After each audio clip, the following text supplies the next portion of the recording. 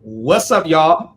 Y'all know what time it is. We have a tech testimony that's going on, but the tech testimony that we're doing today is incredibly unique because not only are we doing a focus on women of color that are in tech, but also we have both an alumni of a boot camp as well as the founder of the boot camp on this stream as well. And so I'm really excited about this because oftentimes a lot of y'all have been asking a lot of y'all have been asking for more founders of these ed tech platforms of a boot camp to come on. And we have SkillSpire who's coming on here. I'm actually going to start bringing them on right now. So we have the founder of SkillSpire, who is Yasmin, and also one of the alumni who is Monica. And so I love this because not only do we have a founder and alumni, we have two women of color that have been working in the tech industry, which is really important for us to have more of these conversations. So all of y'all, we're streaming right now on YouTube as well as on LinkedIn, and over here to my left, we are on Instagram as well. Now, everybody who is interested, let me say this off top, there's going to be people who's going to rewatch this later, y'all will be waiting for the keyword or whatnot. All you need to do is comment tech skill. Everyone who is interested in the link and the information for SkillSpire.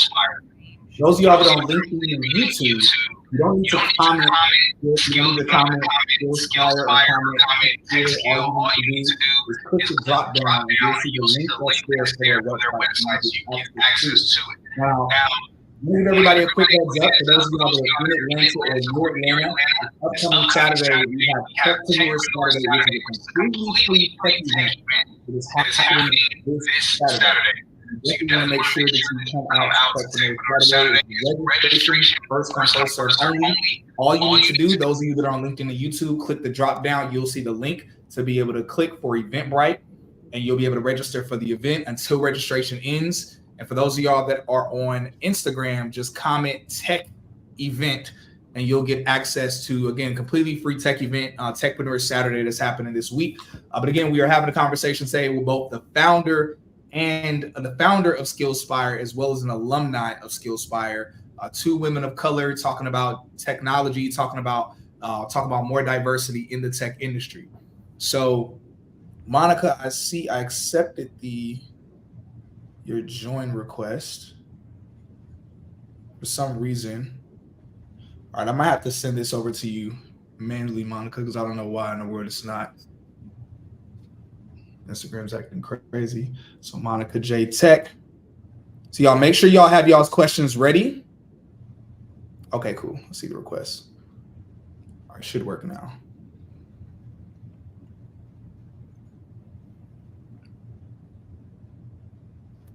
All right, y'all. Everybody make sure that y'all have y'all's questions ready. Okay, cool. So it shows I sent you a invite, Monica. There we go. Very excited, very excited about this conversation. Been leading up for this now for a couple of weeks. So again, y'all, just let everybody know we have both the founder, who is Yasmin, who's the founder of SkillSpire. SkillSpire has been around since 2016, so this isn't a new ed tech platform or a new boot camp. They've been around for a while. Well over 300 alumni, over 20 plus companies that various of their alumni have landed roles in. And so make sure those of y'all on LinkedIn, on YouTube, hit the like button. Y'all know I never ask y'all for money or anything. I just say hit the like button because that helps more people be exposed to seeing more women of color in tech, more diversity in tech. So make sure y'all hit the like button so we can get into that. But anyway, we're gonna go ahead and get into this story. So Monica, Yasmin, thank y'all both so much for coming on here, for taking time out of y'all evening to come on. Thanks for having us. Thanks for having us. All right, great. So let's get into it. And again, make sure y'all have y'all's questions ready. On Instagram, put your questions in the question bubble in the proper section. On LinkedIn and YouTube, we're going to get over to y'all in just a minute. Because once we get to y'all questions, we're going to get the going. So, Monica, can you tell us just really quickly on a high level, so what is it that you have done in tech, and how long have you been in the industry? Okay, I've been in tech since about 2017 when I finished my boot camp. I have worked in blockchain. Currently, I'm working in oil and gas. I've worked with small businesses and startups in Texas. Yeah. So, like, what exactly have you done in terms of like the role or the title? So since I've got started, I've been a software engineer. I'm a React developer, so either full stack JavaScript or just front end JavaScript. I've gone between those two the time I've been in tech. Yeah. Oh, great. And we definitely want to talk a little bit later about like your experience, not just being a woman in tech, but being a woman that's doing something technical in the industry. Because as popular as tech is right now, one of the conversations we need to have is about how many of us are afraid of doing things that are technical, or for some reason we think that we can't do anything that's technical at all. So we definitely want to talk about that a little bit later. But until then, before then, so want to know, so you mentioned you got in 2017. Can you talk just very briefly, like how did you get in the industry and what was that moment like when you got your offer letter or phone call, whatever it was that you knew that you landed your first role? Yeah, so I was one of those people that was always just, kind of learning on my own, trying to figure out, how do you do this stuff? I was building websites, I was working with WordPress, but, I wanted more control. So I was trying to learn JavaScript. It was pretty difficult back then because, there wasn't as many tutorials and classes and stuff like that. So I decided to enroll in a boot camp. It was a big deal because back then boot camps were really expensive. This is 2017, so it's not, it's a little bit more accessible now. They were up there with colleges back then almost. Right, right. Definitely double digits. So I went to a boot camp. It was a 3-month boot camp. And I studied like so much. I devoted so much time before getting my first job. So when I did finally get that offer, I was actually on my way to work. I was on the freeway. I saw it come through. My first job was with a startup. So I saw the email come through. I saw that dollar amount and I just, I cried because I was like, I had been working in retail and working, here and there, and just, all of a sudden my life changed with just that offer. Man, that's so beautiful. So look, y'all, we're going to talk more about Monica's backstory, her history, and then kind of go through more of her journey. But I definitely wanted to start it off just on a high level, just to talk about what that moment was like when she got the offer. Because y'all let me know in the chat. It's a lot of y'all that are in here that are in the industry that are tuning in. Let us know in the chat. Like, tell us your story, like in the chat. Like, what was that moment like when any of you have gotten your offer letter or you got that phone call? Y'all know I broke down crying. So Monica said she cried. I consider myself pretty tough. I served in the Marine Corps, but I broke down crying like a baby. And I was out in public when I got my offer because I knew my life was going to be changed forever. So Monica said the same thing. So I'm definitely looking forward to seeing some of y'all's stories and y'all's experience in the comments. So Monica, thank you for sharing that. And let's go back a little bit further. So you mentioned how you had worked in retail. So you talk about like whether retail or like what was it that you were doing exactly before getting in the industry, and what led to you even saying, yo, I need to get in the tech industry? So so to be honest, I learned how to code from a book. Like, back in the day, that's what you did before 2017. So I learned the basics, like basic HTML and stuff like that from a book. When I was in high school, and I just never picked it up after that. But I knew how to do it. I just didn't know how to get in the industry. I didn't have any contacts, and so let's say that was like early 2000s. It probably was 10 years later before I actually even took it more serious than that. So wasted a lot of time. I'll say that.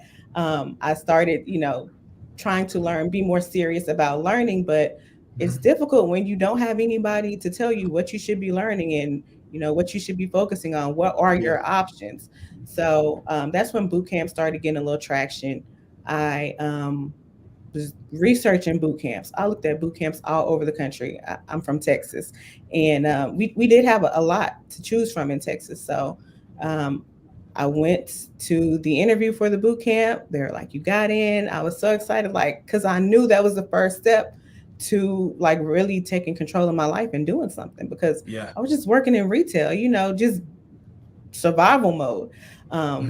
But it was actually something I was interested in. So it was easy to keep going. I started my boot camp. I was happy to, leave that job and tell all and peace out. And I, spent so much time studying because it was a full-time boot camp. Spent a lot of time studying. I had a specific goal in mind, and I had a specific amount of money. And I was like, by the time this money runs out, I need to have a job. So, about 4 months after I finished boot camp, I had got my first tech job. Yo, that's incredible. I love how you mentioned earlier. That when you were younger, you had basically learned some type of coding, like you read a book and learned some, but that one of the pieces that, and I definitely want you to kind of expound on this a little bit further, but that even though you had a little bit of that knowledge, that as time went by, it's like you realize, okay, I'm not going to just get a job just because I've read this information, I have this knowledge from a book. What would you say, especially something that's a bit more technical, like what it is that you're doing, what would you say is the value? So if, let's say there's the version of you that's like, hey, there's two different versions of you. Where there's one version that's like, hey, I read this book, I understand coding, on a theoretical level, maybe even could actually implement some of it or do some of it. There's that version, but then there's the other version that's like, yeah, I know these things, but also I have done a boot camp. What would you say is the value of a boot camp, if at all? What would you say is the value of a boot camp and that knowledge versus just reading a book and having that knowledge or understanding it theoretically? Like, what would you say is the value? But when I was in boot camp, they really stressed the importance of networking. So I was in a major city, a tech hub. So there was lots of networking events. And I went to them. Like, I would study, I would go to class, I would go to the networking event once or twice a week, and then I would study the whole rest of the time. So I just built up connections. People saying, oh, we're hiring, later on this date or whatever. So have your resume ready. Or people being able to look at my resume in the industry and be like, you need to add this, you need to do that. Just getting more information. There's only so much the internet can do for you. You don't know what's fluff, what's real, or what's not. But when you go in person, and you making those connections, the people, the hiring managers, the recruiters.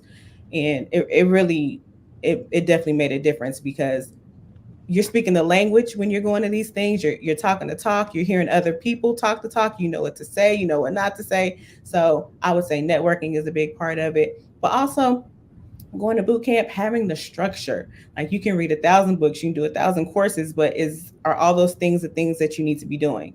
You don't know. But having a course, an instructor is like, we're going to do this in this order because of this, giving you context behind the things that you're doing really makes a difference.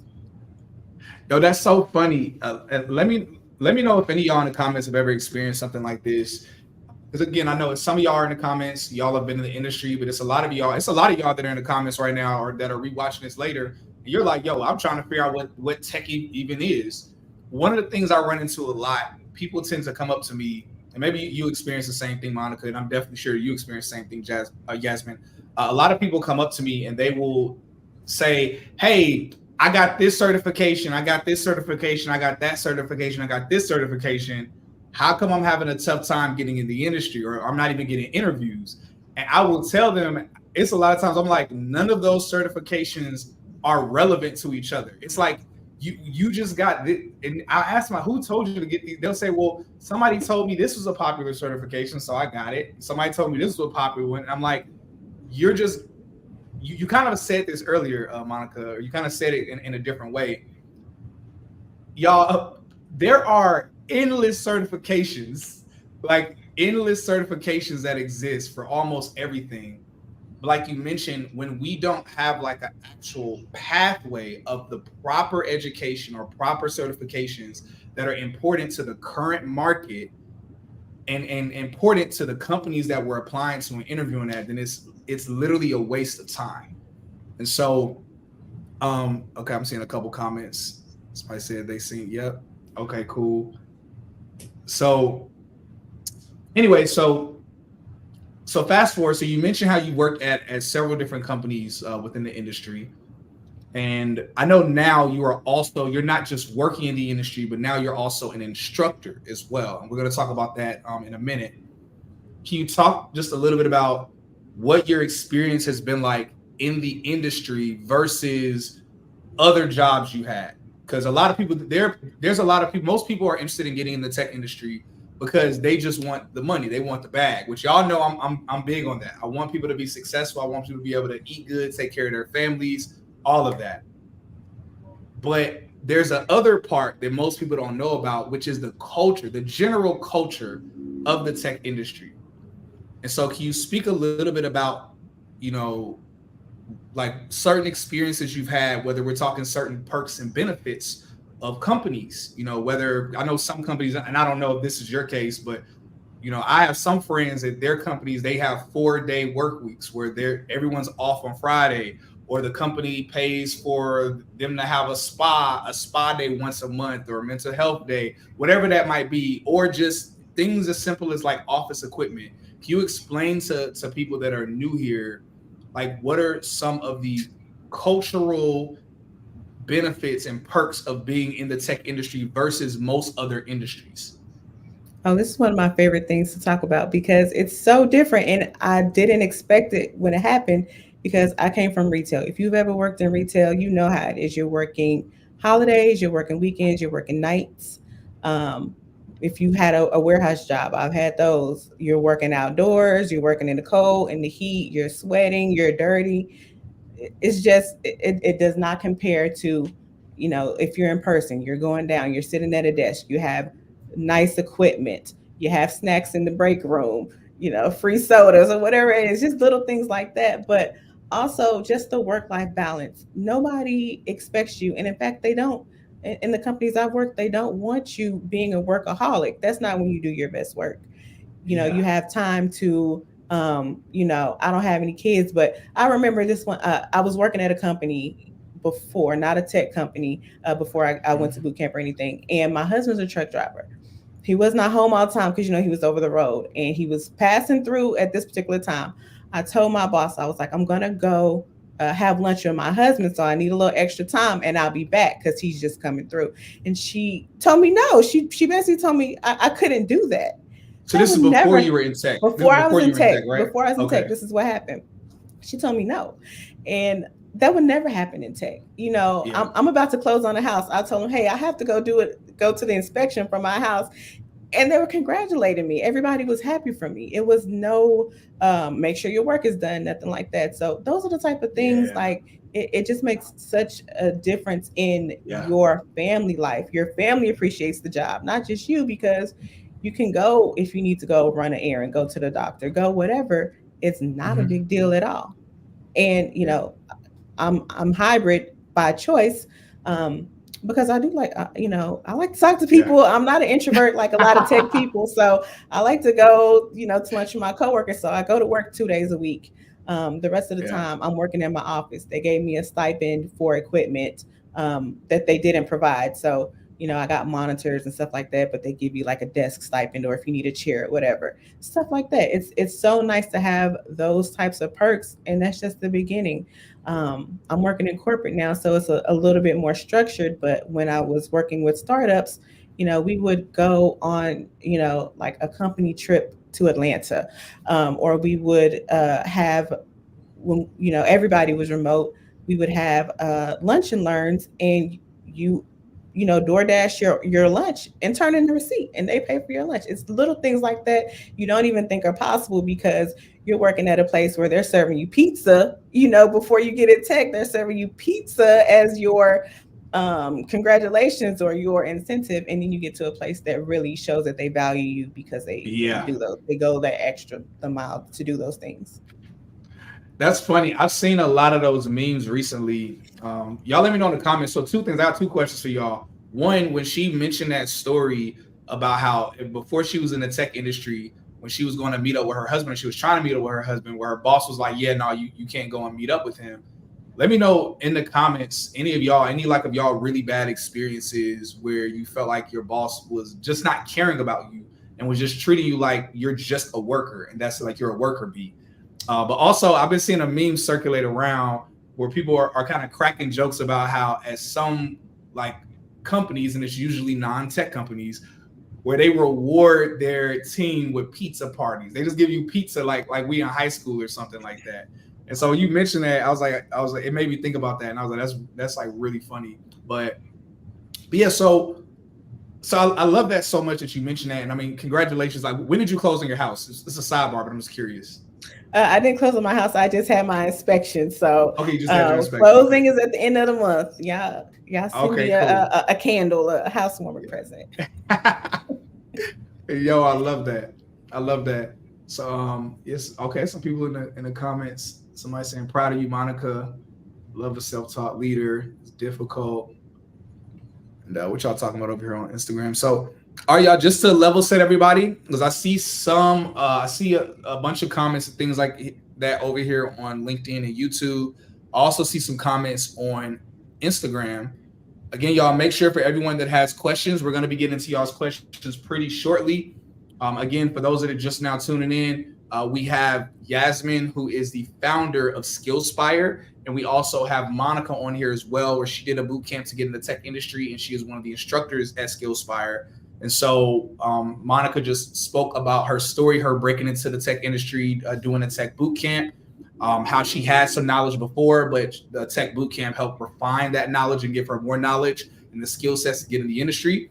And Yasmin, again, is the founder of SkillSpire. They've been around since 2016, helped over 300 people get started when it comes to their tech career in a variety of different roles. And so again, those of y'all that are on Instagram, make sure that you're not putting your questions in the comment section, because we're not going to be able to see them there. Make sure you click the drop down, and then there's a designated area you place your questions, so that way we can see them once we're ready to get to them. And of course, those of y'all that are on LinkedIn and YouTube, once we're ready to get to the questions, just start rattling y'all's questions off, and we'll kind of popcorn around it and get to both of them.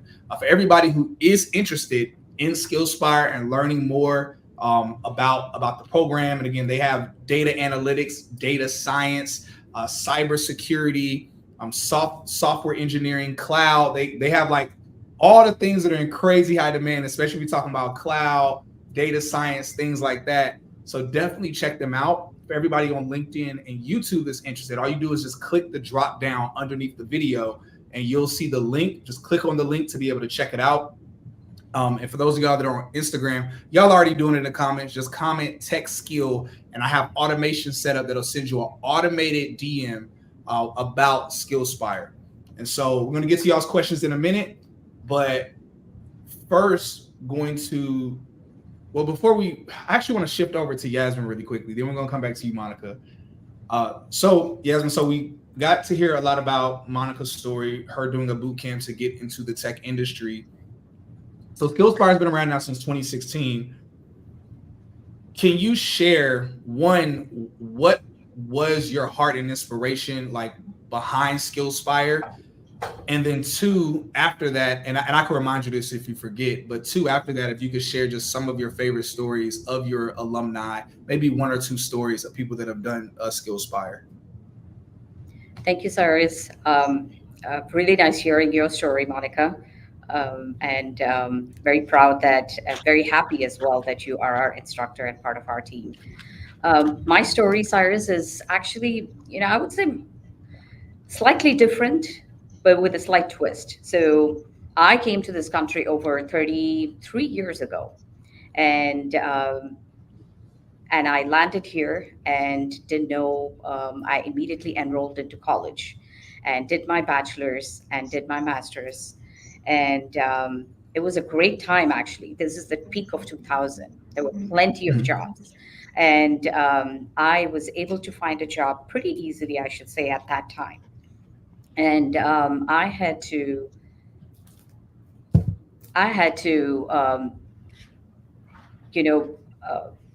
really find a job. I had actually quite a few offers, I should say, and I could pick, where I wanted to go, and that's how good the market was. And I worked there for almost 10 years, and after that 10 years, I took a break for almost 12 years for my kids. So, but during that time, I was actually volunteering in the community, doing a lot of work around education. And, fast forward, kids went on to high school and to school. And I wanted to come back to, what I was doing before. Started to apply, but it was quiet.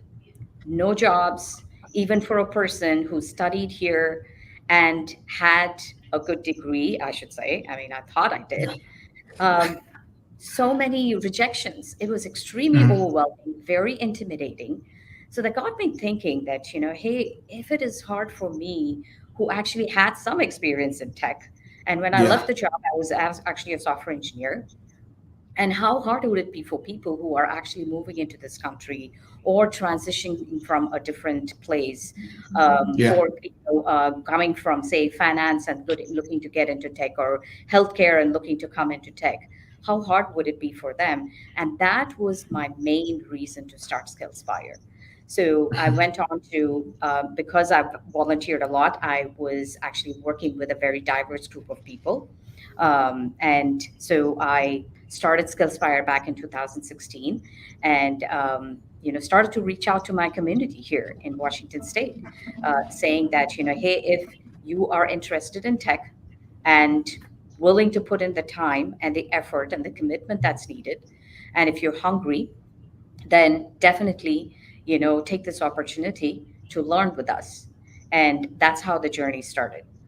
And your second question was, Cyrus, remind me again. Yeah, yeah, no. Yeah, just the second question was about just probably your favorite alumni or two. I don't want to say favorite alumni, but maybe favorite stories. Because I'm sure you love all your alumni, but probably like favorite stories of someone who transitioned from one industry to another. And the reason why I'm asking this question isn't just so people could hear a cool story, but because a lot of people that are tuning in right now and that are going to like watch this later, many of them are coming from a specific industry where they think, man, there's no way I could do a boot camp and get in the tech industry.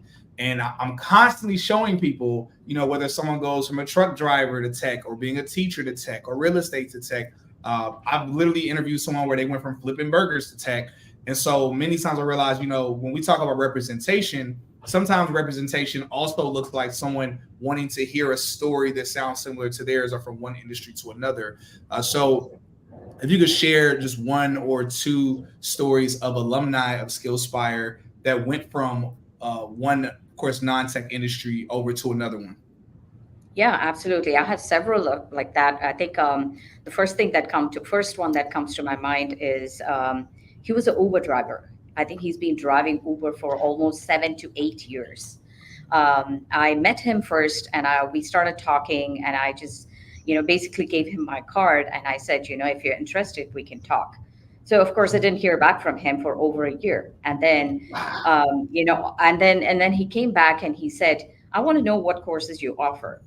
And then that took a while for him to kind of marinate, with all that information, and then came back after about 3 to 4 months and said, I think I want to get into data analytics. And so he went ahead and did the data analytics program. And then once he finished that, uh, I think he was not very confident of the course. I mean, of himself. And because Mm-hmm. we definitely recommend that, even after you finish the course, it's a 4 month boot camp. It's really, really important for you to follow up with, volunteer projects, or, continuously upskilling. It's really important. So he comes back after 6 months and says, data analytics is not for me. I want to do full stack web development, and which he went ahead and actually did it through, really put in the effort. I would say, I think, put in over 40, 50 hours per week, really, really, committed Wow. to the program. And then he started to apply, and he started off with a 70K salary. So the day that he came in and he said, I am so thankful that I made this decision to take the leap. And here I am, don't have to be sitting in traffic all day, all through the day. And, starting with a 70K salary, and he's making over a six figure salary in a year. I mean, it Yeah. turned into a six figure.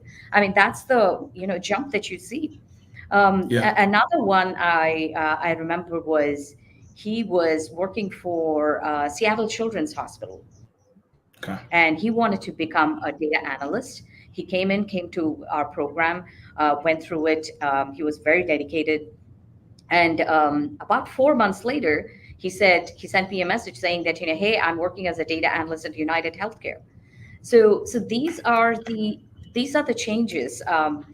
a lot of times I think we are our own enemy. We kind of stifle Yeah. ourselves thinking that I can't do this. Back Mhm. in the days when I was in college, actually, I would say that, the class size was maybe 10 or 20, and I would be the only woman there. And it was intimidating. But then, you know what? Really didn't care. Yeah. I said, what? I'm here to study, and that's what I'm going to do. I'm interested in this, and that's what I'm going to do.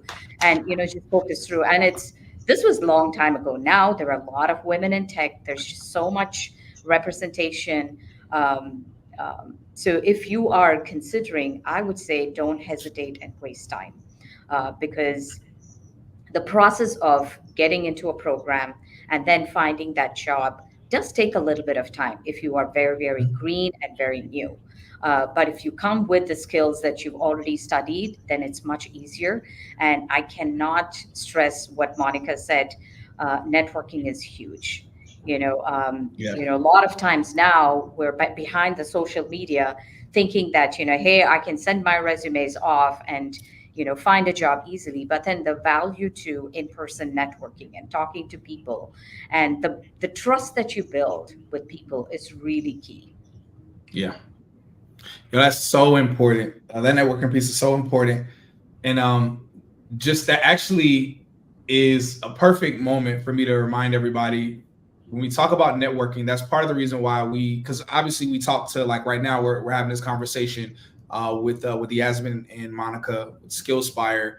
And so that's why we recently launched something called Techpreneur Saturdays, which is a completely free tech networking event, because we want to provide an opportunity for people that do quality programs like yours to be able to network with recruiters and network with other professionals and all of that. And so I'm so happy that y'all are mentioning like how important the networking piece is, because many people miss out on that. A lot of people don't understand the value of that piece.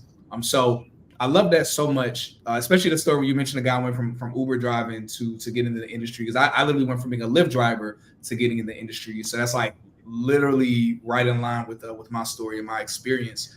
And so I'm curious to know if you can just briefly explain to people, because there are going to be people that are their questions like, okay, well, what's the difference between data analytics or between cloud computing, or between just cloud in general? If you can just explain just on a high level the difference between each of the courses, so that way people are able to kind of like level set within their heads a bit.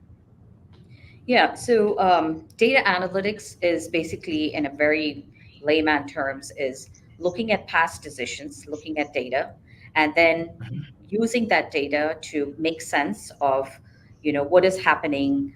Um, how do we want to take? What direction do we want to go with the company? And use tools to um, analyze the data that's there to make future decisions. That's in a nutshell what data analytics is all about. For instance, when you walk into Target, Target uses all kinds of tools to understand the customer, because they want to make sure that if Yasmin walks in, what does she want to buy? And and show me those products that are favorite to me. Sometimes when you go on to Netflix, what movies you like and what movies you don't like. So those are all things that this data is being collected in the background and used to figure out, okay, what is the movie that Yasmin likes? What is it that Monica likes? And, showing it to you the next time you log into Netflix. So that's data analytics. And if you are more of, very logical person and you like to build things, then I would say, software engineering and building applications using full stack, front end and the back end, those may be much more interesting to you. So, usually when a student comes, a prospective student comes to me and says, hey, I need help figuring out what course I should be, applying for, then I start to just ask them questions about their background. What have you done in the past? What have you studied? What is your interest? What is it that you like? Are you sort of a creative person? Are you an investigative person? Or are you somebody who likes to look at patterns and decide? So these are the questions that we actually ask the person to make sure that we are matching you with the right course, and so that you can be successful. So if somebody is saying, I don't know anything in tech, but this is what I really like, then typical classes are the full stack web development course that Monica teaches. And these are like 4-month programs and about 20 hours per week, because most of our students are working full time during the daytime and then studying with us. So those are some of the choices that we have. And then of course there's cybersecurity, which is just very popularized and glamorized, I should say. Yeah. Yes, that is very true. But not everyone's able to break into it. Yeah. You do need to, and I would say if you're really wanting to get into cybersecurity and you have absolutely no background in IT, start from the very bottom. Start even as an IT support or a help desk and work your way up, because you need to build credibility before you become even as a SOC analyst or something like that. Yeah, I love that you mentioned that, because cybersecurity is so incredibly popular and it's incredibly in high demand, but it's not something that, because it's in high demand, the barrier to entry is low. I know the barrier to entry is still like you making sure that you're qualified and skilled up. And so I love you mentioning people starting in more of an entry level role like help desk, and then scaling themselves up. Of course, leveraging their knowledge and their training from the boot camp to be able to do that, but that giving them the opportunity to be able to scale a lot further. I've seen a few questions pop up in the comment section on Instagram. Again, you all, I want to double down and reiterate to make sure you're putting your question in the designated question area, because some of the questions I saw while Yasmin was speaking were really good questions. But because you put it in the comment section, I'm not going to be able to keep up with them, because I can scroll up, but unfortunately, more comments are going to keep popping up, and it's impossible to keep up. So again, y'all, make sure that you click. There's a drop down. You click on the drop down, and there's an area that you post your question in. So that way, once we get to the questions, which we are literally about to get to them in a couple of minutes, once we get to your questions, all the questions will be there, and your question will be able to answer. So make sure you put it in the proper place so we can get over to it. On LinkedIn and YouTube, y'all can actually start posting your questions, because it won't be as hard for us to get to your questions over here just because of the nature of the platform. And so again, just to level set everybody for the new people that have been popping in on the stream. So of course we have on here right now, we have Yasmin, who is the founder of SkillSpire. It's a tech bootcamp that's been around since 2016. They've helped well over 300 people be able to get started in their tech career. And Monica is someone who broke into the tech industry via a bootcamp as well, and is now a instructor at SkillSpire, and has done a variety of things in tech. I was looking at her LinkedIn, and she's been at a bunch of different companies working in the tech industry. And so a lot of you have been asking me about cybersecurity. A lot of you have been asking about cloud. Many of you have been asking about data analytics or data science. SkillSpire literally has all of them. So whatever your interest is, they have that. And just like Yasmin was saying, that their team will be able to help direct you towards what's a good fit for you. So that way you don't have to make that decision yourself and struggle through making that decision. And so in here. All right, good stuff. All right, y'all. So Monica, gonna shift back over to you, and then after this, we're gonna get to the questions that everybody has in here. So y'all see a comment? Yeah. Make sure you put your comment in the question area. All right, I'm gonna stop saying it. I'm beating a dead horse now. Can y'all, if y'all see people, for everybody in the chat, if y'all see people posting their questions in the comment section, please tell them to put it in the designated area so we can get to it.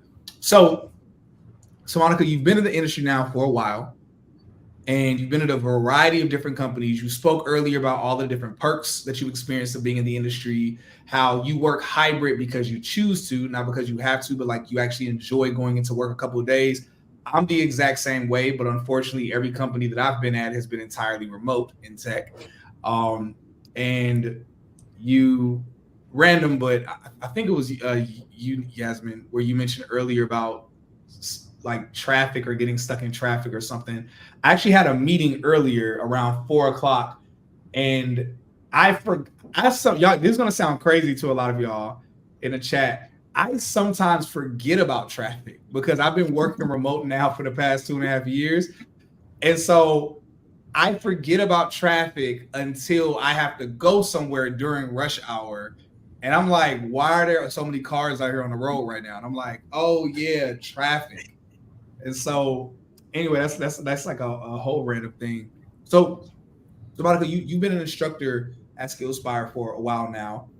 Can you speak to, because there's a lot of people that are dealing with imposter syndrome. And as an instructor, you're very keen to see that. And so one, if we could speak about imposter syndrome, but I want to go a little deeper. I feel like sometimes that's a cliche topic people talk about. I want to go a little bit deeper. And I want to talk about people of color, where how what you've seen in terms of us having an imposter syndrome, one, when it comes to getting in the tech industry, but two, when it comes to doing something that's technical, especially if we talk about women. And so can you speak to that? And if you can address that in a way where it's meant to like show people, okay, are we good when it comes to being technical or getting in a technical role? Like, how should we prepare ourselves mentally? Like, what are your thoughts when it comes to that?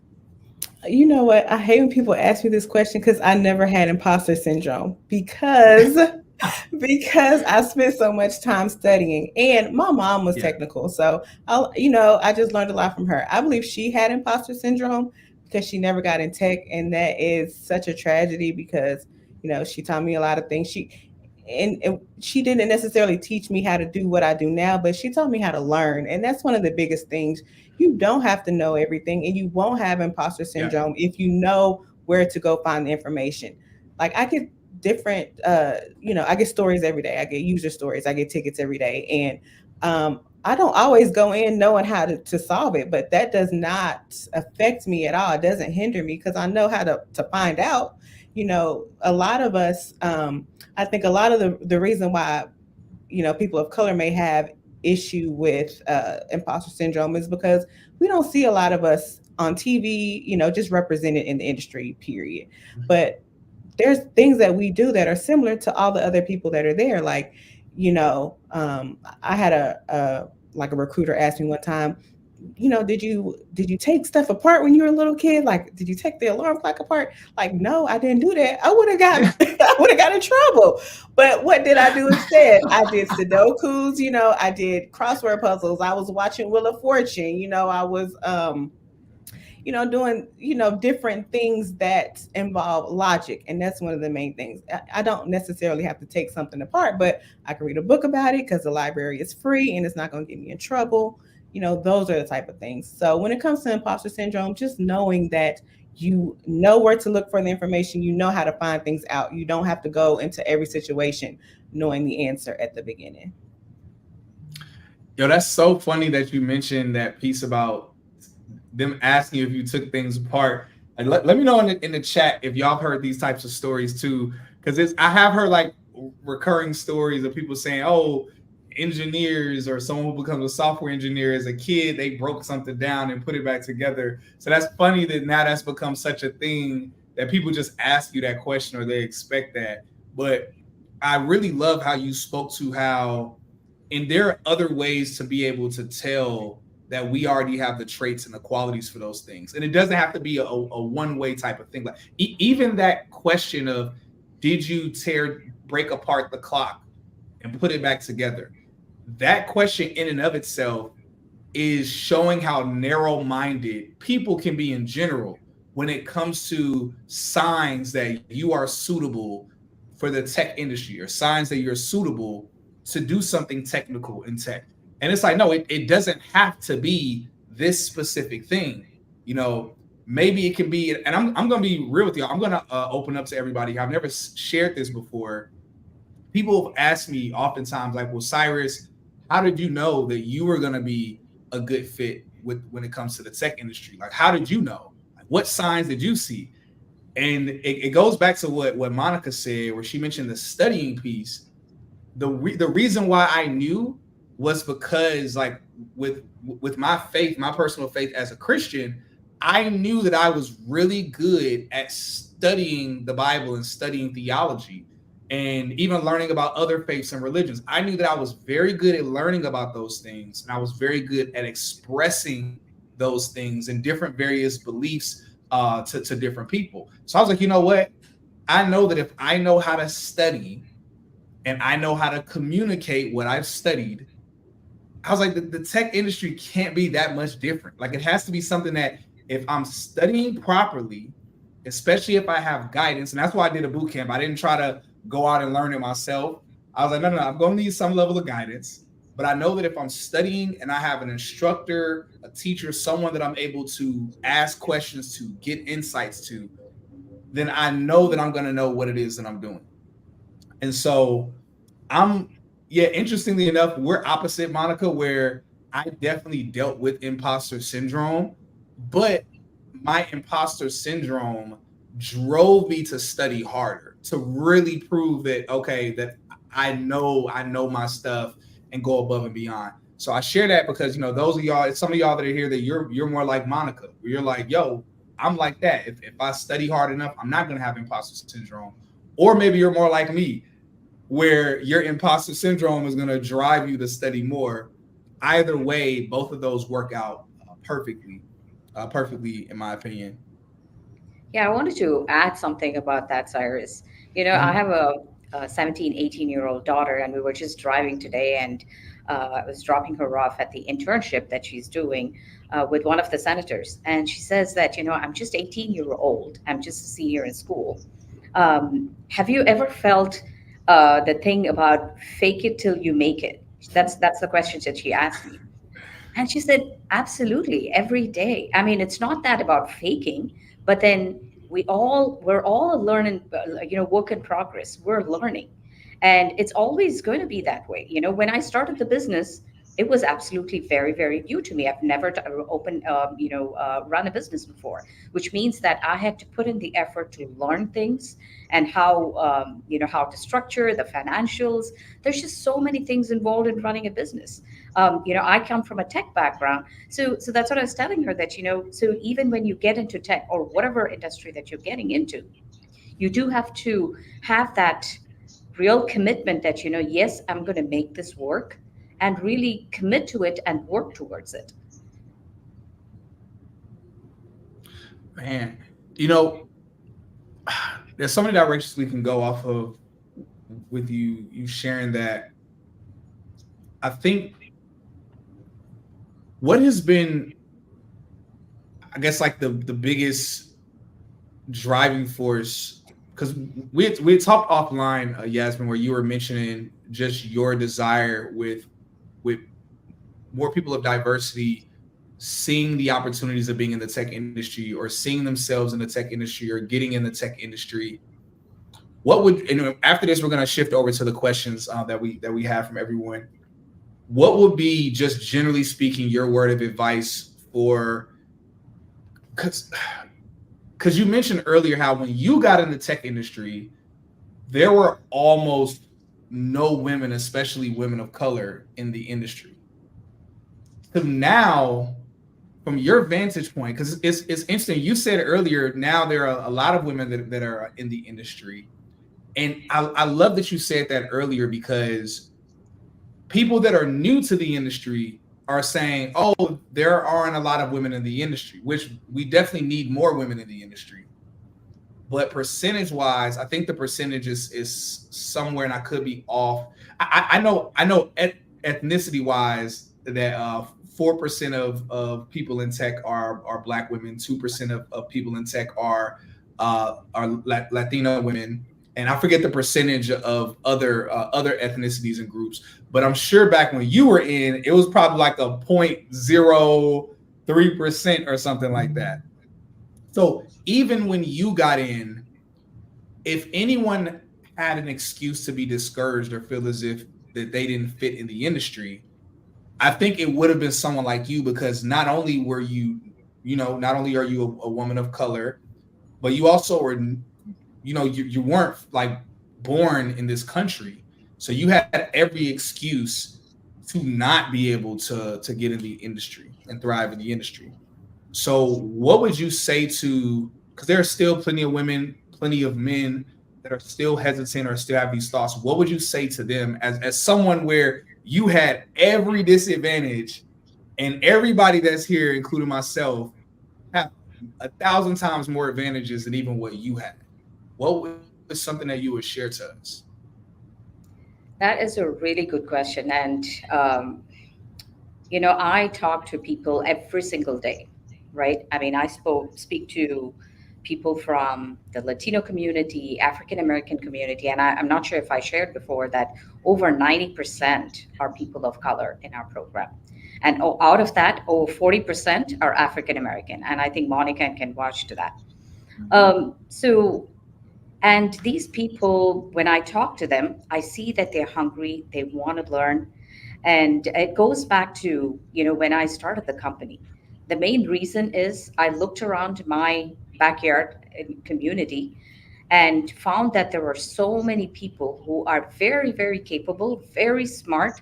They could absolutely be doing so much more than what they're doing. And when you reach out and talk to them, they're very intelligent. They've thought through a lot of the options that they can do, but somehow something stops them from going forward. Sometimes it's financial, sometimes it's the family challenges and barriers. Sometimes it's they feel like there's nobody to, as you mentioned, nobody to advise me, a mentor who can actually mentor me as to what path to take. So though, if those are stopping you from I would say definitely reach out to us and talk to us. Um, and for people who are looking to get into a program or looking to get into tech, for instance, I would say this is probably your best time. There are plenty of resources. There are free resources that you can actually go in and do the basic things that hey, is this for me? And then come take the next step of okay, I need some little bit of structure, I need a mentor, I need to network. Then I think a boot camp would definitely help you in those respects. So I think I've probably gone away from your main question, Cyrus, but I know that's um, fine. but did I answer your question, or just ask me again and I'll go back to the question. Yeah, I mean, for the most part, you answered it, but just ultimately, as someone who got in the industry back when there was nowhere near as much opportunity for people of color as there is now, just what would you share for anyone that is hesitant or is doubting? I mean, you mentioned some of the pieces about steps and things that they should take, but if there's anything else you wanted to share to that, or even you, Monica, I would also open up to you because even though Yasmin got in much earlier than you did, nevertheless, when you got in, it was before the tech industry was like popular like it is now. And so either one of you, honestly, will open that question up to both of you. Yeah, so I guess it's about seizing the moment. If we're going to sit back and say, um, I don't think I'm a good fit for it, and not take the opportunity that's out there, um, I think on our part, I think we need to do what is needed. Yes, it is going to be difficult, which was difficult for me as well. It's extremely difficult going through those programs, but I had made up my mind that I didn't have any other choice but to go through this thing, and which means that I had to do it. Come what may, I had to do it. I didn't have any other choice to go, or anybody else telling me that hey, why don't you just do this? This would be so much easier. I had set my path that I'm going to do this, and then I just kind of went that way. And Monica, feel free to give me your thoughts. Yeah, I would just say, however old you are, think about how much longer you have to work, and you can work a job you don't like and doesn't pay well, or you can come over here to tech. You might not love it. You definitely won't hate it, I don't think, but at least you'll get paid your worth, and not only does it help you, it helps your family. When my nieces and nephews have birthdays, I can slide them a little couple dollar bills or something. I can do that. I can help my family if you know somebody needs something. I can go on multiple vacations a year. Those are the type of things. Just by devoting a couple of months, 3 4 months in a program and focusing for just give yourself a year. Just give yourself a year if you even think you're interested in it. Go to a boot camp, do the things that they suggest, and not just the 3 months in the boot camp, but like SkillSpire has all these things that you can do afterwards. There's career support and all that kind of stuff. Do those things too, because that's going to get you in the get you in the job once you get the skills. So I would just say, we have to work. You might as well do something that is worth your time, that is not going to stress you out mentally, break you down physically. You can do something that's going to be much more better for your health and just your overall quality of life. We're gonna shift over to the questions that people have. I see a couple questions in here. So just to remind everybody, everyone that has questions, make sure those of you that are on Instagram, you're putting them in the designated question area. Because right now I've seen a lot of questions in the comment section, but right now I only see 2 questions in the designated question area. If your questions are not in the right area, we're not going to be able to get to them. But for those of y'all that are on LinkedIn and YouTube, y'all post your questions in here and we'll get to them as we see them pop up. If we get through the couple questions in here and I don't see more questions, y'all, we're going to wrap up, because I'm not going to hold them too late this evening, and also don't want to hold anybody else here longer than we need to be. We want to make sure we get to y'all's questions for those of y'all that have them. So send music to my ears. I guess you're talking about to the questions part. All right. So first question that's hilarious. Why are y'all just not talking about the pizza party stuff? That's hilarious. That's funny. All right, cool. So,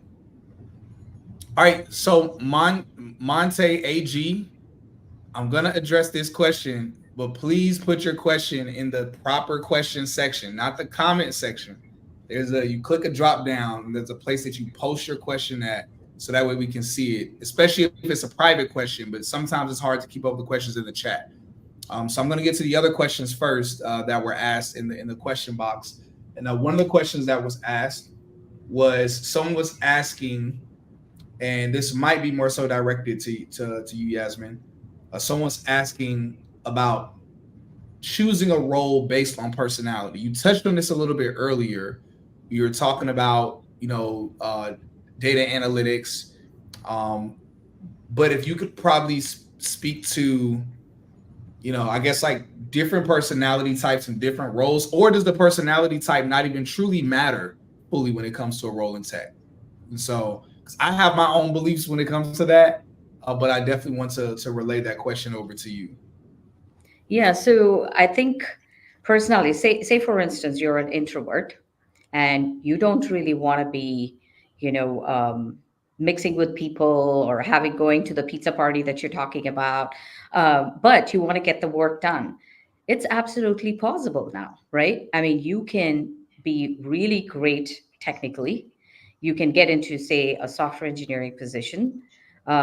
You don't have to deal with people as much as you would need. But I would say that, communication skills, soft skills, working with the technical team that you're working with, you should know those things. It's really important. Ultimately, you're going to be building one part of a big application.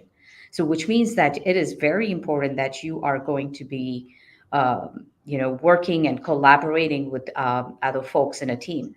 So, you could sort of do your work on your own if you're an introvert, but I would say you do have to have some good communication skills, soft skills, which are really important to work with the team in particular. um, if you're an extrovert, I guess you have your the positives as well that you can definitely leverage. You could be working as a technical PM, where you work with both the technical side and maybe even the customer who's providing you with the requirements. So I think those are all options as well. As a TPM, you don't have to really be sitting there and doing the coding work. So TPM roles are absolutely, we do have a lot of people who are non-technical PMs who come and take our courses so that they can understand the technical side of things. So it goes both ways. So I'd love to hear, what others say about the personality traits. Yeah, to piggyback on that, I'll say one thing that I've noticed in my time in the tech industry, a lot of other software engineers played instruments. It's such an odd thing, but a lot of us played instruments. We were in band or orchestra or something in high school. So that's just a common thing that I've found throughout all this time. And you can probably look up articles about it, but I think it has something to do with the parts of your brain that are engaged. So people think of um, software engineers as like those guys on the Big Bang Theory, and it doesn't have to be like that. I work with a group of mostly white guys, and I tell them all the time, look, y'all, I'm not a nerd. I don't know what a Gandalf is, or I've never seen Harry Potter. I've seen all the Friday movies. Like, I don't know what to tell you. Like, that's what I watch. So it doesn't necessarily, I feel like people pigeonhole themselves into something so much, and that doesn't really have anything to do with it. If you think you're interested, I would say, like Yasmin said, try some of the free resources like Free Codecademy, or Codecademy, whatever it's called, and go through some of the modules. Just see what there is out there. Try the cybersecurity ones. I would say that's good for people who, if you feel like you're a detective and you're looking on Instagram and you see the person you like standing next to somebody that's cropped out, and you go and you track down that person, you might be good at cybersecurity. If you like to build things, set up people's Instagram or TikToks or whatever, and put everything together, automate tasks. Maybe it's something with automation or software engineering, something like that. If you are interested in data, you catalog things, you organize things. Maybe it's data analytics. Or if you're good at math, maybe it's data analytics. I was not good at math. I'm a software engineer. So don't think you need to know math to do any of this stuff. You don't necessarily have to unless you want to. But all those sorts of things, just give it a try if you think you're interested. It may be something that you didn't know you were actually good at until you start doing it. Yo, that's great. I see a few more questions came up. So Guillermo asked, I have banking, fraud, and money movement and insurance experience. I want to pivot into tech. What area would you guys recommend? So Guillermo, I'll touch on this question first, and then I'll pass it over to Yasmin. On one end, when you mentioned that you have banking, fraud, and money movement, and then also insurance experience, so you can actually work at tech companies that specialize in those individual industries. You mentioned banking industry, you mentioned insurance experience. Like banks, especially you're talking like large banks, like like Chase, Navy Federal, whoever. Banks essentially are tech companies. They're just evolving into what's called fintech companies or financial technology companies. And so I have a lot of friends that work for banks, but they work in tech. They work on the tech side of the bank, and of course, they're getting paid. They're getting paid really well. So you can do that. Same thing with insurance. You have to understand a lot of these different insurance, a lot of these, especially these newer insurance companies. I can't even think of the names of a lot of the newer ones. There are newer insurance companies that are more tech-based that are disrupting the insurance industry. And you could work at one of those, or you could work at State Farm, or you can work at Allstate. They have a tech side to those companies as well. You mentioned fraud and money movement. Depending on where your interests lie, you could now we talk about jobs in tech. You could do something in cybersecurity, or you could do something in, because again, we have to separate. I want to say this for everyone here. We need to separate industries versus jobs. So you can do, for example, Monica, she's technical through and through. No matter what company she works at, what industry she works in, her job is a tech job. Versus someone could do something that's not as technical, and they could be at a tech company. So they're in tech, even though their job is not technical. But on the reverse, that person could do something that's not technical for a tech company, They're in the tech industry, but their job is not tech. So anyway, I'm saying all of this to say, Guillermo, all the things you listed are more so industries, companies, banking, insurance. That doesn't really give enough to really ammo for me at least to break down what it is you should do. But again, that's just from my vantage point. Yasmin, I would love for you to maybe expound on this further, correct me on anything that I might be off on, because again, you've been doing this a lot longer than I have. SkillSpire has helped a lot more people than I've been able to help. So when you see that question, and again, that's a great question, Yermo. I'm not trying to come at you at all, but I was trying to give perspective for everybody that's here. So when you look at that question, Yasmin, what would your answer be to Guillermo's question? Yeah, so actually, that industry, quite a few people have come through. And some of the courses where they've taken is data analytics.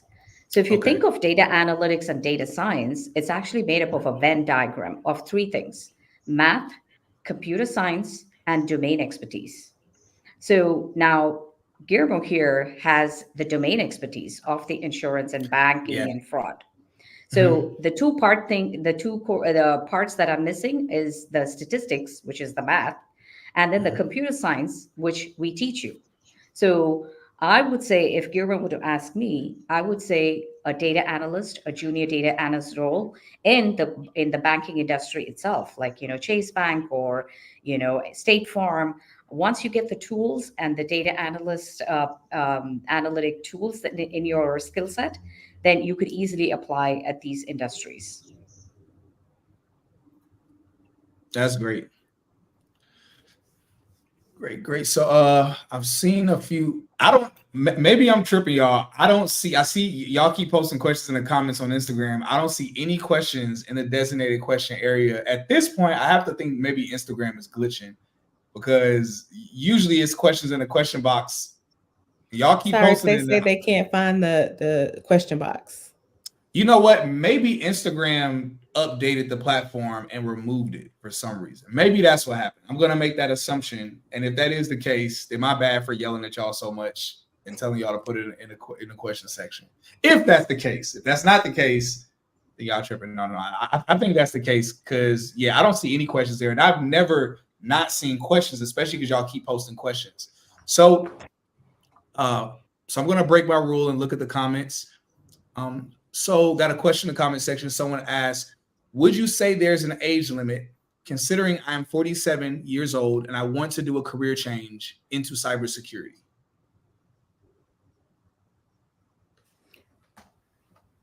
Yasmin, you want to go first? That's a tough one. I think ageism is real. Whether we like it or not, I think ageism is real. But 47, we've had quite a few people who have turned around. But I would say that really jump in with two legs into whatever that you choose to do, because that's the only way it's going to be successful. And then the other part is, you with your experience, build your network. I think that is going to be very, very key when you're out looking for a job. So I wouldn't let age stop you, but at the same time, be very realistic as to, taking the steps that leads you to a job, and putting yourself out there, talking to people, understanding what the industry is looking for, and upskilling on those things. Yeah, I would have to say I was actually 30 when I went to my boot camp. So it was scary, because you're like, you're not a spring chicken. And so you feel like maybe you shouldn't wait this late to switch careers. But I didn't I got my job 4 months after I finished my boot camp. That wasn't an issue. One of the things I'll say is when it comes to especially technical skills, if you can do the work, you have much more grace than some other parts of the industry where it may be more politics involved and things like that. Mm-hmm. If you can do the work, it doesn't matter. So if you want to get into the industry, have your portfolio with your projects in there showing that you know how to do the newest things, because that's another thing. When you get older in the industry, a lot of times you get stuck in your ways. You can't let that happen. But if you're new in the industry, you should be knowing the new things anyway. So you're showing, the new technologies, and modern techniques and stuff like that. So you shouldn't have a problem, as far as age goes. So the only piece I would add to what they shared is, one, don't put your age. You don't have to put your age on your birthday on your resume. I've seen people still do that. You don't have to put that on your resume. Two, it's illegal for them to ask you during interviews what your age is. And yeah, so ultimately it's one of those things where, I mean, unless you just are aging really bad, like 47 isn't like really old. So unless you just really look 47 or look much older, at the end of the day, as long as your mind is sharp, as long as you leverage all of the tools and education that you get from SkillSpire, you should be more than fine, especially like they mentioned earlier, leveraging your network. One of the beautiful things you have at the age of 47 that someone that might be 27 doesn't have as much of is that since you've had much longer life, you should technically have a larger network. And that doesn't necessarily mean a network of people in tech.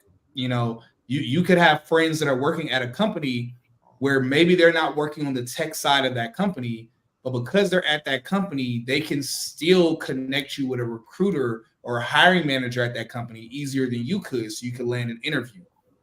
So again, when you talk about age, you don't have to like say, "Hey, everybody," or "Hey, recruiter that I'm interviewing for, I'm an older person." You don't have to say that during the interview. They don't know that, and it's not their business. Just make sure you're sharp. Like Monica mentioned earlier, especially for technical roles, as long as you know your stuff, as long as you're on top of it, they're not going to care as much or at all, because they're looking for someone who can do the job. Versus, something more like tech sales, they would care more about your age because it's customer facing. They want you to sometimes seem young and hip. It's a lot of politics when it comes to that side of the industry. But even then, 40 in the 40s isn't old. So not to downplay you at all, but I definitely think that you'll be more than fine when it comes to it. So y'all, I think it's on my end because I see a couple people in the comments saying that you've been posting questions, and maybe on my end I'm not seeing all the questions pop up on here because this is really strange.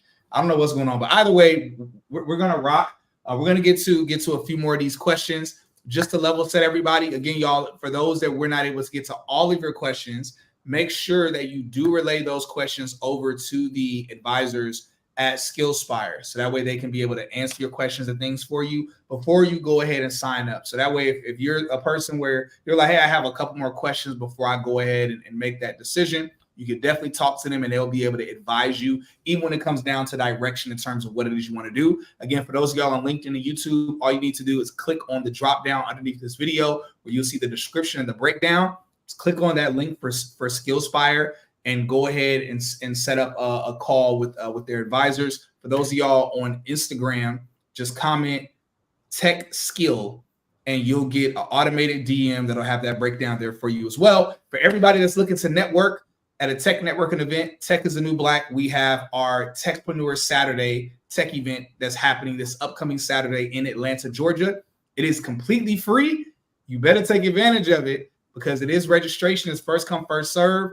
Once registration is filled up, that's that, And so make sure you come out. It's going to be great. We're going to talk AI. We have some people in AI. We have tech recruiters that are going to be there, tech influencers, the who's of who y'all want to talk to. So definitely pull up. For those of you who let me know in the future, for those of you that that sign up with SkillSpire, let myself and the Tech is the New Black team know in the future when we do another Techpreneur Saturday, which we're going to be doing more of them in the future. When we do another one, we are going to actually add a VIP thing. Let us know that you did SkillSpire, and we'll make sure that you get a VIP. So that way we can connect you directly with some of the recruiters and other people that we have there as well, to be able to give you some of those additional resources to help expedite you all's process and speed with getting in the industry. No, someone asked, can I get on remotely? No, there's no remote. There's not going to be a remote opportunity to tune into Techpreneur Saturdays. It's in person only because we're trying to hit y'all with that FOMO. So can I ask for their LinkedIn page, please? Yes. Yasmin, as you see her name right there, Yasmin Ali, just as she has it. Monica's last name is Howard, spelled the regular way. Like our father, Howard be thy name. No, I'm playing. All right, okay. So I have a background in television as a producer and on-air talent, public relations, and cosmetic sales. I took a boot camp for tech sales, and I'm not really in love with the idea. Any suggestions? You're the second person this week I've heard say that, where you did a tech sales boot camp and you realize that tech sales isn't really for you. And that's the case. That's why we do this, because there are these other roles in tech that might be more suitable for many of you, like what SkillSpire offers. So you ask for any suggestions, please. I also speak 3 languages. Okay, you don't have to flex on us, Mr. Impressive or Mrs. Impressive, because your name on here is LinkedIn user. But no, jokes aside, that is impressive that you speak 3 languages. So, suggestions. I have something to say about that. Yeah, go ahead. Yeah, please. I love talking about tech adjacent roles too, because everybody is not technical and doesn't have to be to get some of the benefits of being, working with a tech company. But due to that background, I would say maybe customer care or something like that with a tech company. Like I can't think of any names right now, but people that help people use the SaaS product or the technical product, people that, you learn the product and then you help people do what they need to do inside of that thing too as well. That's called a customer care agent or something similar to that. And also a developer advocate. So you talk to developers, you find out like how they're using a product, you teach them to use it the right way, you find out how they're actually using it, and you get feedback, and it goes both ways. But since you have, like kind of customer service and customer facing experience, I would say those would be some suggestions for you to look into if you don't like the tech sales specifically. I would also add that, if you are, if you know 3 languages, learning another language, a programming language, might not be too hard. So you should give it a try. Yeah, I actually didn't think I had anything before, but as Monica was speaking, something popped up. So I actually know someone who works for Netflix, and she's in data analytics at Netflix. And she actually, with what they do, they actually are involved with the team that makes decisions as to what shows get cut from Netflix and what shows continue on Netflix. So when you talked about your background of being in television as a producer and on-air talent, and I'm not telling you to do data analytics, but I'm just highlighting something that would be really juicy based on your domain expertise, that if you did something like data analytics, that you could leverage that when it comes to tech companies like Hulu, tech companies like Disney Plus. These are all tech companies. You can leverage those things with certain roles where you can also leverage your background as well in the decision making of what's happening with a lot of these TV shows. So a lot of y'all might not have known that when your shows get kicked off of these stations, many times it's people in tech that are helping influence a lot of the decisions that are being made based on the data. So anyway, that being said, we're going to get to a couple more questions and then we are going to wrap it up. Thank you all for your inputs. As Yasmin mentioned earlier, some people need a mentor, and I may need just that. I will reach out. Good stuff, Guillermo. Appreciate you for the question too, bro. What's up, Woo TV? I'm sorry, it's a random shout out. Woo TV has been tuning in to some of the other Saturday morning tech news. Okay, great. All right, good stuff. All right, so we're gonna hop over here on Instagram and get to a do these questions. Again, y'all, I don't know why I don't see the questions in the designated question area. So I'm going to get to just the couple questions that I see here in the comment section. I know there are a lot more. I love working with hands, taking these things apart as a kid. Oh, you talking about the whole breaking things apart and then putting it back together. Yeah, well, look, software engineering definitely might be for you.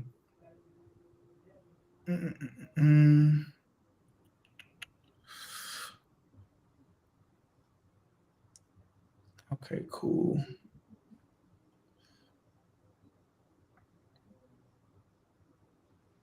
All right, I'm sorry. I have to scroll to get to these other questions.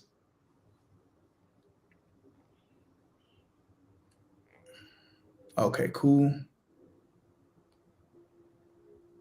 Cyrus, I think there's a question there which says, which course is the most popular, would you say, women of color are taking at SkillSpire? So I would say women seem to be much more attracted towards data analytics. Sometimes women say, oh, I don't like coding. I don't want to be a coder.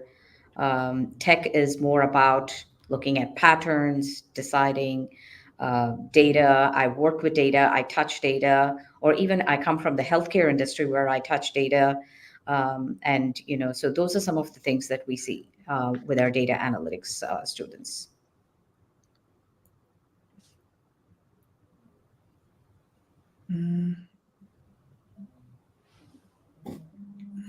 I saw somebody ask how to work a 9 to 5 and go to boot camp. And I just wanted to say that, me, I studied a lot. All my free time I spent studying because I needed to get a job in a certain amount of time. So you don't have to spend that much time, but the more time you're able to spend, the quicker you can progress, I would say. But spend an hour a day if that's all you have. Spend an hour a day and you'll be better along than you were if you didn't spend any time at all because you feel like you don't have any time. Those hours, they add up. By the end of the week, you spend 5 hours just by doing an hour a day. You have other commitments. So don't think that you have to go so hard. If you can't, you can't. Just do what you can. So I saw a question earlier. Someone asked, what is the starting salary of an entry-level data analytics person or data analyst? And so before I answer this question, and I share this, I want everyone to learn from this. I do this usually during the streams because there's always 1 or 2 people that ask, hey, how much does this role pay?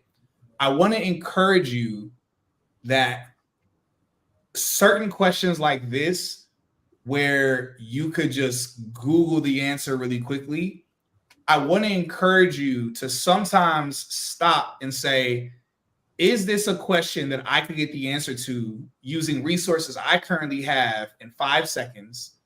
Or is this something that's very unique and specific? And the reason why I say that is not because I have a problem with answering the question. It's to help you reframe your thinking to be the kind of person that is successful in the tech industry. Because no matter what role that we're talking about, there is a common thread across most roles in tech, and honestly, most high-paying roles in general. Whether we're talking in the medical field, we're talking in the being a lawyer, is that people that tend to be very successful, especially we're talking about scaling, they tend to do a really good job. Especially we talk about what Monica does, like that's very specific. They tend to be really good at leveraging the resources they already have, using them as best they can to come up with solutions and answers. And only after they're not able to find an answer themselves with leveraging those resources is usually when they reach out to someone and say, hey, I use these tools. Can you help me with this? So simply put, I saw your question. I Googled the answer.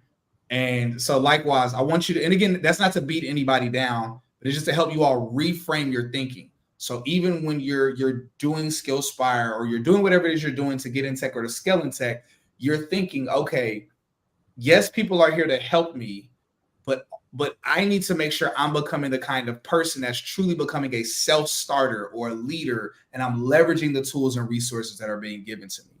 But to answer your question, I Googled it and it says it's a range between basically that is a starting entry level, a range between 60K and 70K starting out entry level within Atlanta, Georgia. Of course, that varies based on if you live somewhere else. But within Atlanta, Georgia, on the low end starting out is 60K to 70K window.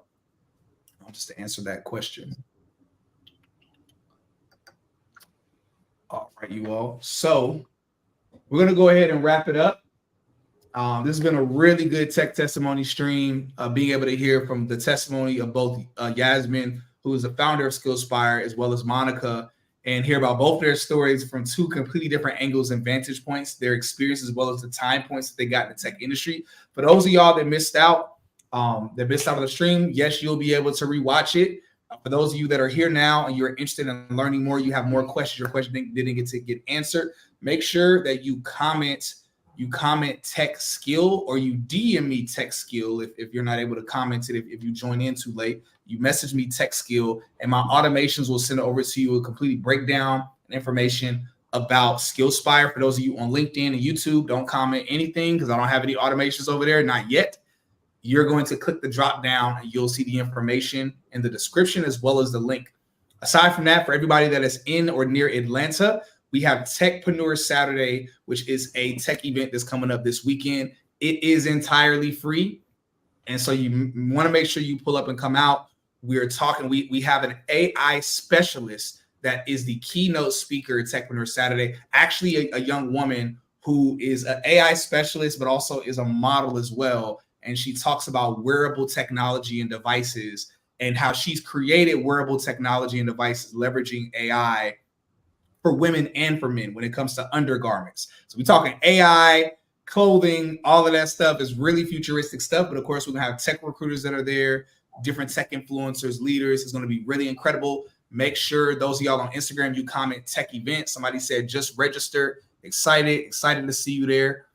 So make sure y'all pull up to Techpreneur Saturdays because it's going to be great and wonderful. For those of y'all that missed out on what I said earlier, just letting you know, for those of you that sign up with SkillSpire, let us know, let Tech is New Black or myself know. And we're going to be having Techpreneur Saturdays on a recurring basis, maybe once every couple of months. Let us know, and we will make sure you have VIP access to the next Techpreneur Saturday. So that way we're able to connect you directly when it comes to the different recruiters, hiring managers, leaders that we're going to have there at the event, because the goal is to help expedite the process of us all breaking into tech and scaling in tech. Again, thank you so much, Yasmin and Monica, for both of you coming on here, telling both of your stories, talking about SkillSpire, answering the questions on here for everyone. Make sure you all follow them, tap in with them on LinkedIn. Aside from that, y'all, God bless. I hope everybody here has a beautiful, beautiful night. Thank you very much for having us, Cyrus. Thank you. All right. Thank you. Thanks. All right. Bye, everybody.